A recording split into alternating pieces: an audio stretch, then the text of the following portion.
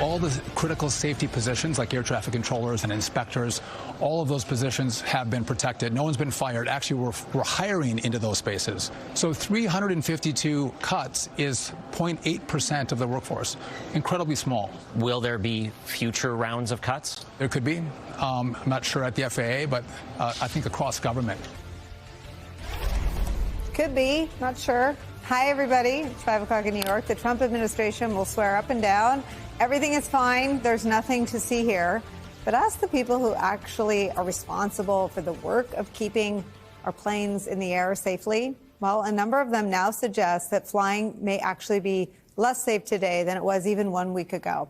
A Rolling Stone source called it a pointless bloodbath, what Donald Trump and Elon Musk did to the Federal Aviation Administration. Hundreds of people fired amid a staffing crisis mere weeks after the nation's deadliest aviation disaster since the year 2001, when an American Airlines passenger plane and an Army helicopter collided near D.C.'s Reagan National Airport. You just saw that individual. He's the transportation secretary. His name's Sean Duffy, and he insisted in that interview that none of the nearly 400 people who've been purged from the FAA were critical safety personnel. Elon Musk says the same thing, but a brand new investigation from Politico suggests that the firings did indeed include employees who play important roles in the safety of air travel. Quote, more than 130 of the eliminated workers held jobs that directly or indirectly support the air traffic controllers, facilities, and technologies that the FAA uses to keep planes and their passengers safe. That's according to the union that represents them, the Professional Aviation Safety Specialists. That alone creates reason for concern about the impact of the cuts, people familiar with the termination said, even if the initial firing spared the air traffic controllers themselves. But beyond the question of how safe we are is the question of how safe people feel. Polling conducted earlier this month registered a slight, albeit detectable dip in confidence among Americans, a 7% decline year over year in adults calling plane travel safe, and a related 8% bump in people calling it, quote, unsafe. We should note the context. The poll was conducted after the awful plane helicopter collision in D.C. when 67 people died. But it was conducted before the dramatic rough landing and rolling over of a Minneapolis to Toronto flight we covered during these hours last week. And yet firings at the FAA, a shot to confidence in air travel, which will affect everything. But at least they took care of DEI. That's where we start this hour. Some of our favorite experts and friends. Former FAA and NTSB investigator Jeff Gazzetti's here. Also joining us, Politico aviation reporter Oriana Pollock. She's bylined on the reporting we read from. And with me at the table, professor at Columbia University, Democratic strategist Basil Smigel's here. Oriana, take me through the reporting. Yeah, so what we know right now is that these folks who have been let go, who are on a probationary status, these were people who were in miscellaneous jobs that were essentially still the backbone of air traffic controllers and the information that they receive daily. We see people who do charting. They create maps for pilots that they have to read every single day as they transit these skies. And, you know, letting these people go ultimately still has ripple effects on how air traffic controllers do their job. So just because the title safety isn't in, you know, their job description, they still play a role in the overall safety of air travel at the end of the day.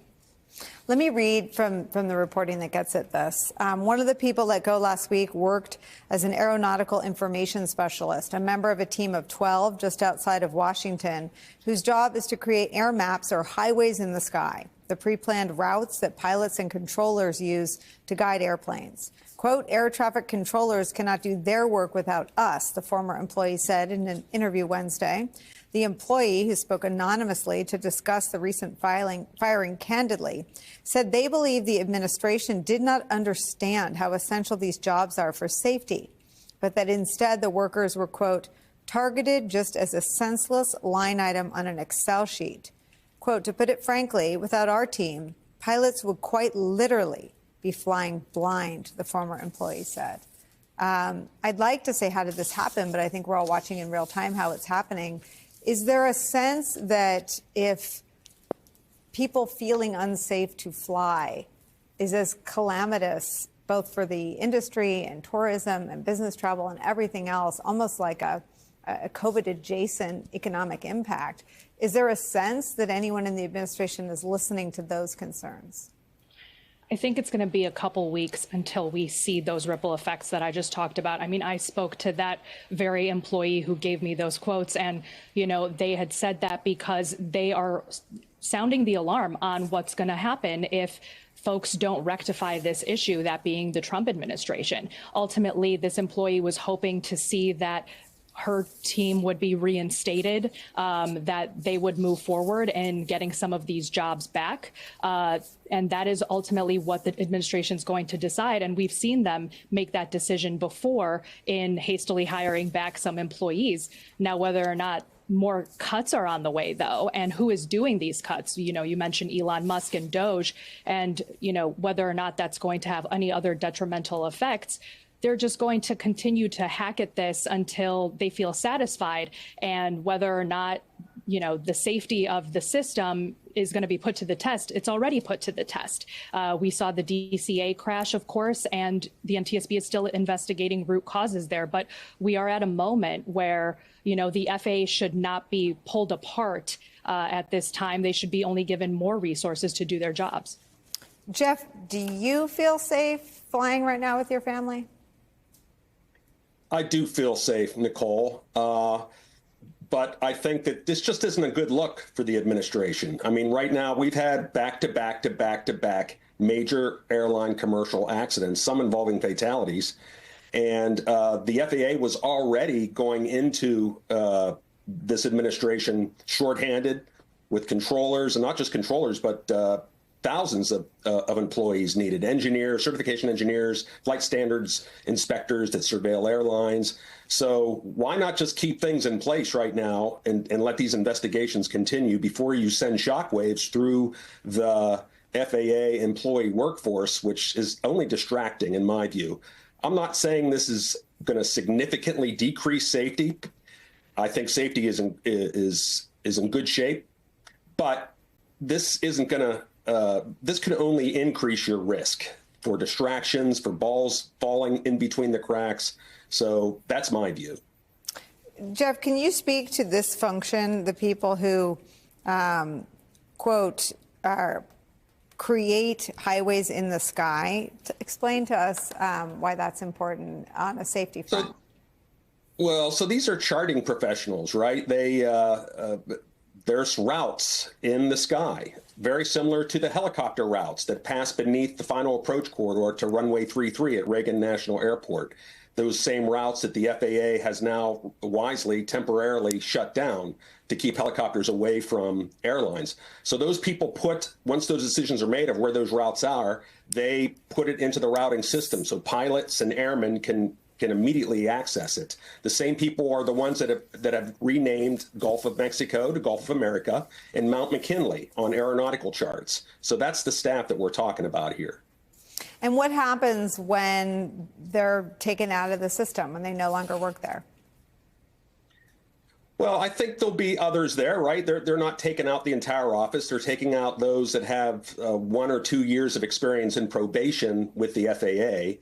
Even though they may have a lot of experience elsewhere in the federal government, in that agency, it's less than a year or two. So it's not going to decimate the group. It'll make the others in the group have to work harder and carry a larger workload while being distracted thinking, who's next? That's what I'm curious about. I hope the stops will cut here, or the cuts will stop here. And but if it goes deeper, it's nothing good can happen of that. Oriana, is there any sense that they're done cutting? You know, I think it's a question of what's next for the DOGE team, whether or not they're going to be at, you know, FAA headquarters looking for bloat for staff that they feel don't add value to, you know, what the FAA does at the FAA headquarters versus, you know, them going into air traffic control facilities, which they're also doing, and seeing, you know, under the hood of how the air traffic control system works. So whether or not, you know, they find somebody, again, that doesn't add value to either place is meant to be seen, and we could see cuts coming down the line. And that's why I think we've also heard a lot from lawmakers lately who want these answers. I mean, several have sent letters to Secretary Duffy asking him to provide whether or not there was a safety analysis done on the people who were removed and whether or not there are more cuts coming down the pike. Jeff, is the FAA a bloated agency? No, they're not a bloated agency. I mean, it's a bureaucracy. Things can move slowly. There maybe 10% is wasteful, but take 90% are working every day and have a passion to keep aviation safe. And it's what is safety critical anyway? I haven't heard that defined.